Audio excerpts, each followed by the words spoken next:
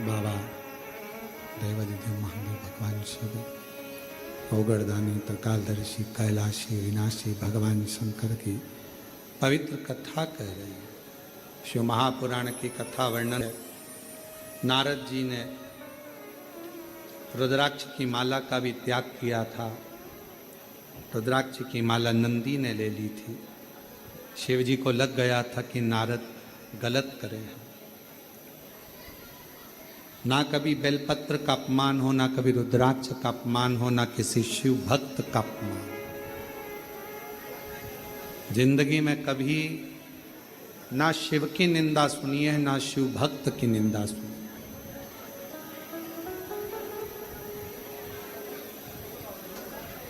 निंदा करने वाले से ज्यादा बड़ा पापी होता है निंदा सुनने वाला। कभी ना। नारद जी भगवान विष्णु जी के यहाँ गए और वहां पर भी उन्होंने वही गुणगान करा। तो नारद जी आखिरी में, जिस मुख से तुमने नारद भगवान शिव का अपमान करा है, अपशब्द कहा है, तुम्हारा वो मुख बंदर का हो जाएगा, पशु का मुख बने। अहंकार से छूटकर हम शिव को पा सकते। जैसे माता पार्वती जी, हिमालय राज्य के पास में कितना वैभव, कितना धन था, माता पार्वती जी को उस वैभव से मतलब नहीं था। मैं तो एक साधारण शिव की दासी हूं और शिव मुझे अपनाएंगे। तारकासुर ने क्या मांगा था? बस भगवान शंकर के पुत्र के द्वारा मेरे प्राण छूटे।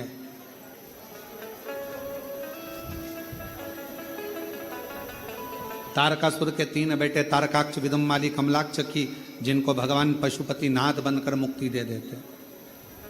जो अभिमान से छूटा, शिव ने उसको अपनाया।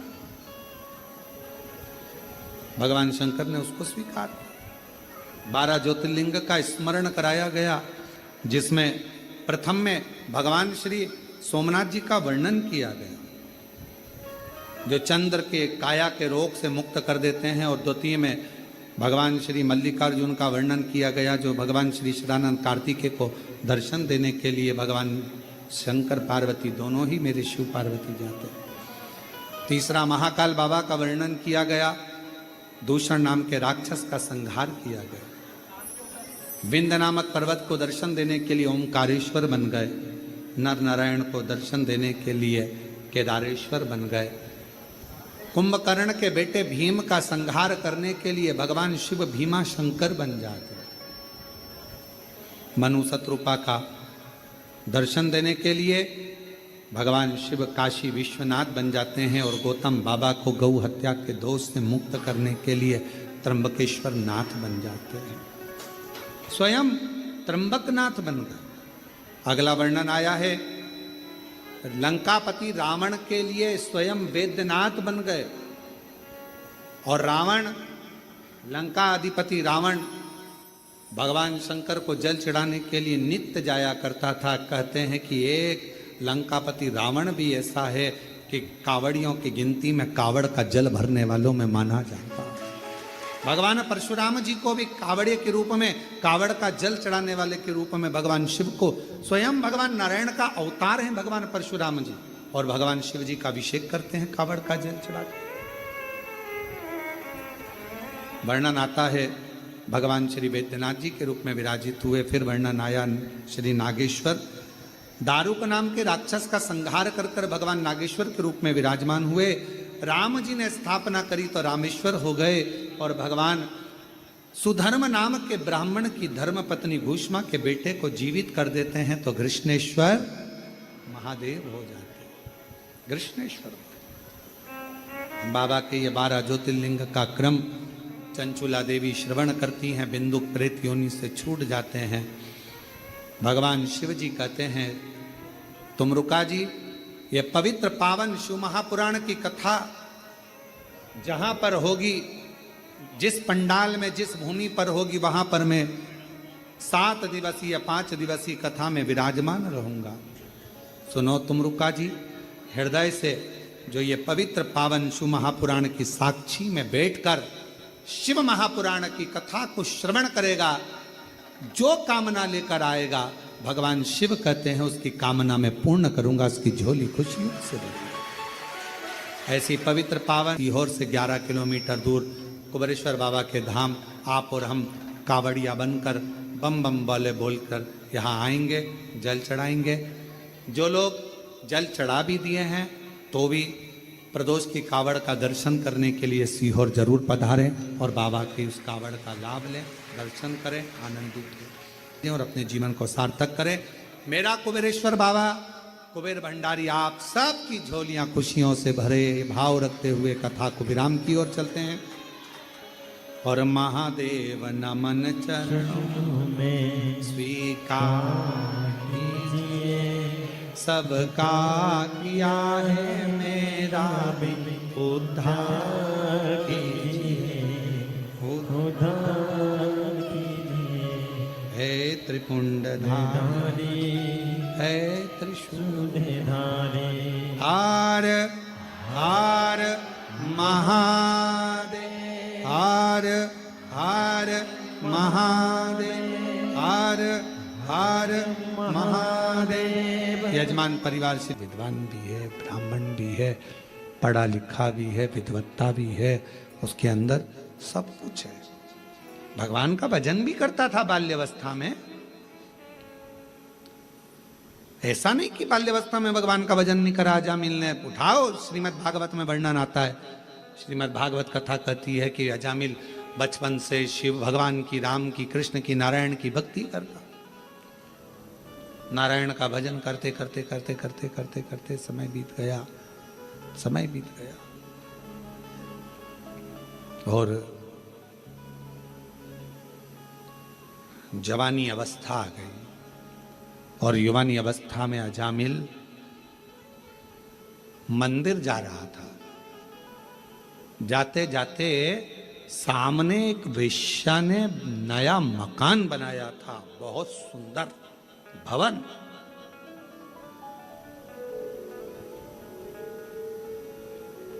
ध्यान गया।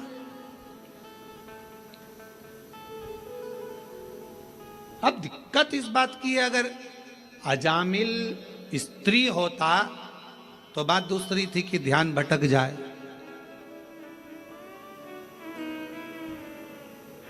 एक बहुत शातिर चोर था, बहुत शातिर, उसको पकड़ना बहुत कठिन था, बहुत कठिन।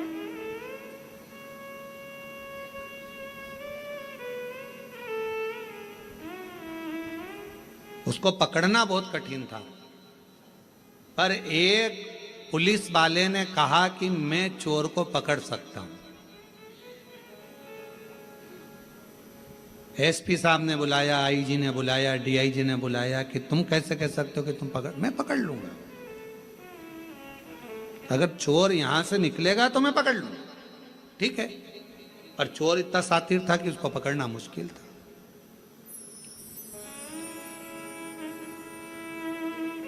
अब वो चोर ने अपने तन को ढक लिया और चोर ने तन को ढक कर बुर्खा पहन लिया, चला। और चोर ने बड़ा सुंदर रूप धरकर, कपड़े बदलकर, स्त्री के कपड़े पहनकर चोर जा रहा था। और चोर जाते जाते जाते जाते आगे निकला, उसको कोई नहीं पहचान पाया, पर पुलिस वाले ने उसको पहचाना। जिसने शर्त लगाई थी कि मैं पहचान सकता हूं, मैं बता सकता हूं, उसने पहचाना और पहचाना, पकड़ा, ले गए थाने में। उसको देखा तो वही चोर था। एसपी साहब ने पूछा कि कोई नहीं पहचाना, तुम कैसे पहचाना कि ये पुरुष नहीं स्त्री है, स्त्री नहीं पुरुष है, तुम कैसे पहचाने? उस पुलिस वाले ने कहा, साहब ये सुनार की दुकान के सामने से जा रहा था, बाजू में कपड़े की भी दुकान थी, बहुत सुंदर साड़ियों की, सूट की दुकान थी, उसके पास में ही ब्यूटी पार्लर भी था, उसी के आगे आर्टिफिशियल ज्वेलरी की दुकान भी थी, फिर उसी के पास में चूड़ियों की दुकान भी थी। जैसे कोरबा में है, सब दुकानें लाइन से थी और 4 दुकान एक जैसी लाइन से थी, सारी स्त्रियों की थी। ये वहीं से निकल रहा था। अगर ये लेडीज होता तो पलट कर जरूर देखता, पर ये एक भी दुकान पर घूर कर नहीं देखा, पकड़ाई में आ गया कि ये स्त्री नहीं, ये औरत है ही नहीं, ये स्त्री है। मंत्र जाप करने वाला और वो अजामिल निकल कर जा रहा है और अजामिल का ध्यान चले गया एक वेश्या ने जो भवन बनाया उसकी ओर। बड़ा सुंदर भवन था। अब अजामिल की चित्तवृत्ति में मंदिर जाते जाते अजामिल ने विचार करा कि भवन इतना सुंदर अगर वेश्या ने बनाया है तो वो कितनी सुंदर होगी, उसको एक बार तो देखूंगा। अब रोज मंदिर जाता और रोज 5 मिनट खड़ा होके वेश्या को देखने के लिए ताकता रहता, पर वेश्या भी निकल कर बाहर नहीं आती। 4 दिन 5 दिन निकल गए। अब ये मंदिर लेट जाता, 9 बजे जाने वाला 10 बजे हो गया, 10 से 11 बजे हो गया, 11 से 12 बजे हो गया, 12 से 1 बजे हो गया। मकान ताकता रहता। बस जैसे अजामिल की कथा वैसी अपनी कथा। अपन भी 9 बजे जाते थे, 8 बजे, 7 बजे जाने वाले, 6 बजे मंदिर जाते, 7 बजे जाते। कभी कभी मकान को ताकने के चक्कर में झाड़ू लगाना, पोछा लगाना, मेहमान आ रहे, चाकरी आ रही, ये हो गया वो हो गया, 9 बजे जाओ, 9 बजे से 10 बजे। अब मेहमान घर में आ गए, काम इतना सारा पड़ा, 11 बजे मंदिर जाऊंगी, 11 बजे भी टाइम नहीं मिला तो 12 बजे जाऊं, 12। भगवान भी समझ गए अजामिल का मकान और तेरा मकान बराबर हो गई। देखा, निकल कर लिया। और एक दिन अजामिल ने विचार कर लिया कि अब तो कुछ भी हो जाए, इसको देखे बिगर मंदिर नहीं जाऊंगा। भगवान मन में सोचे, इतनी जिद तू मुझे देखने की पकड़ लेता तो वो वेश्या का मकान जैसा 4 बंगला मैं तेरा बना देता, पर तूने मुझसे नैन नहीं मिलाए, दूसरे से मिलाने की चाह रखी है। दूसरे से तू मुझसे नैन नहीं मिलाए। प्यार करो तो ऐसा करो, उससे करो जो मोबाइल का बैलेंस तो डलवा दे।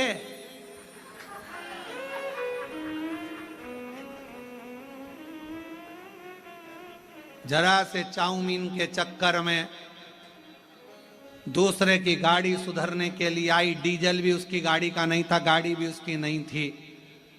और मेरे सनातन धर्म की बेटियां लव जिहाद का शिकार हो जाती हैं। जरा सा दे, अरे प्यार उससे करो जो बैलेंस तो डलवा दे, मालूम पड़े वो तुम्हें भी बर्बाद कर दे और तुम्हारे खानदान को भी बर्बाद कर दे।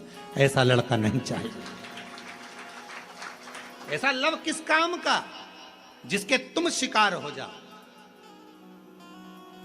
क्या करना है ऐसा लव कर कर, प्यार कर कर।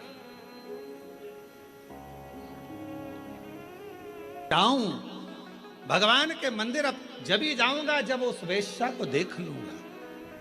मकान इतना सुंदर है तो वेश्या कितनी सुंदर। कभी कभी मन में आना चाहिए, तेरी सृष्टि इतनी सुंदर है तो मेरे शंभु तू कितना सुंदर होगा।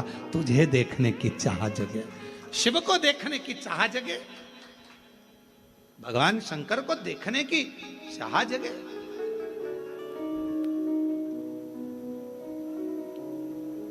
कई लोगों के मन में प्रश्न आता है, शर्मा जी, कई लोगों के मन में रहता है, आखिर ये बात क्या है कि इतनी भीड़ कथा में आ जाती है कि ट्रैफिक जाम हो जाता है, रोडें जाम हो जाती हैं। आखिर ये शिव पुराण में ऐसा क्या है? महाराज तो कई लोग तो देखने के लिए आते कि महाराज आखिर है क्या। अब उनको बताना पड़ता है महाराज कैसे